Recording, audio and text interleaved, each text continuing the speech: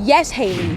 TikTok not only provides entertainment, but advertising for small businesses. I spoke with a chef and an entrepreneur about how TikTok has changed their businesses forever.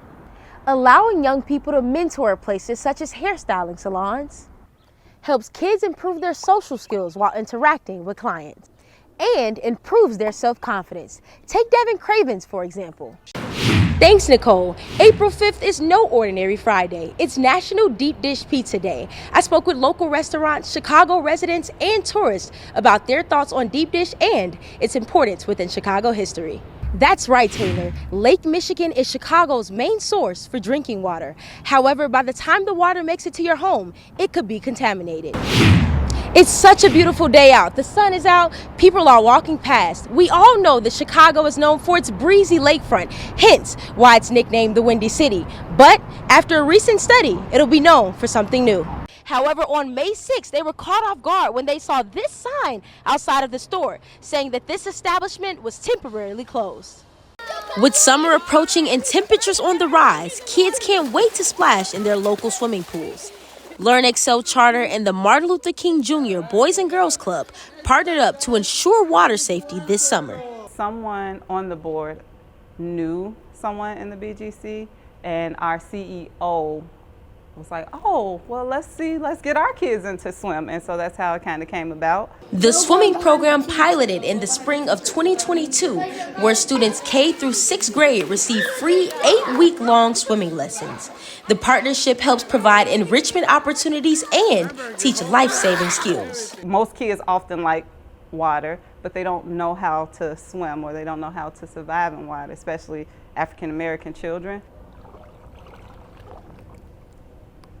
According to the USA Swimming Foundation, 64% of African American children and 45% of Hispanic children have little to no ability to swim. There's only one way to change that: to break down the racial barrier for swimming lessons. I really want to give the opportunity to as many kids as possible to learn how to swim, because it's such an important skill, being in and around the water, it could save your life one day. Via Pondo's keys to teaching students how to swim is being relatable. When we float, usually we tell them to be like a starfish. So we're usually like, how many of you guys have seen SpongeBob? And they're like, me. And then I'm like, what's SpongeBob's best friend? They're like, Patrick. What animal is Patrick? A starfish. And I'm like, perfect, we're gonna be starfishes. Due to this style of teaching, students have grown more comfortable in the water. To see the progress even just throughout the years of some of these kids is really like mind-blowing, because they still think they can swim. They got some work to do, but the confidence level each year gets higher and higher. Wilson hopes this partnership will eliminate the fear of water in Black and brown communities. In Garfield Park, Aniyha Jones, Chicago, this week. With summer on the way and tourism ramping up, a recent study shows there's reason to make Chicago your next destination. The study, conducted by Preply, found that Chicago is the most walkable city for tourists in the U.S. By this metric, it only takes 28 minutes to explore the city's most famous landmarks, including the Bean and the Magnificent Mile.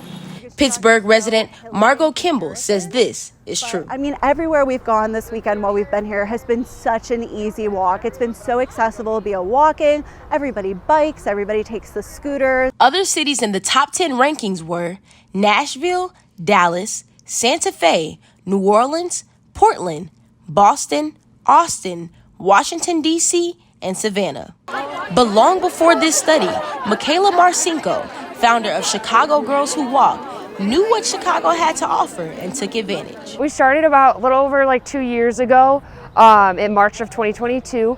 Had seen kind of stuff, like most things stem from TikTok. You kind of saw some stuff of people meeting up for walks and things like that. It started then, and it just ended up going a little bit, crazy. It's blown up ever since, and just continuously meeting weekly for walks, occasional socials and, fitness group meetups and things like that. These walks bring hundreds of participants a sense of community, but there are additional benefits. A 10-minute walk is tremendously beneficial for, again, primary, secondary, tertiary prevention of cardiovascular health and disease.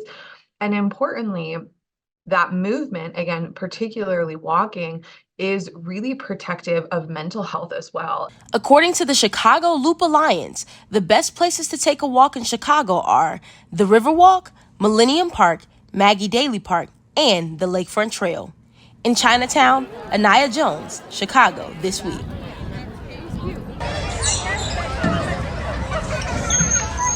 This is the sound of children at play, a joy that can be compromised by a major issue in the Chicagoland area. A recent study found that 75% of residential city blocks in Chicago have lead-contaminated water.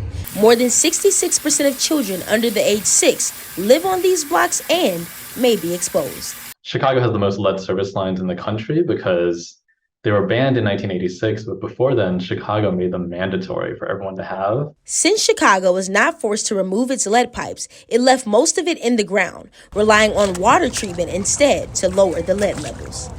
But according to Benjamin Hewen, lower lead levels aren't always guaranteed. Your water can have spiked levels of lead if, for example, the city does construction on the water main near your house. With young children in danger, parents and child care professionals are concerned. All of these environmental things plays a direct part into these rising rates of kids with autism in our communities. According to the Illinois Department of Public Health, the prevalence of autism has been increasing over the years.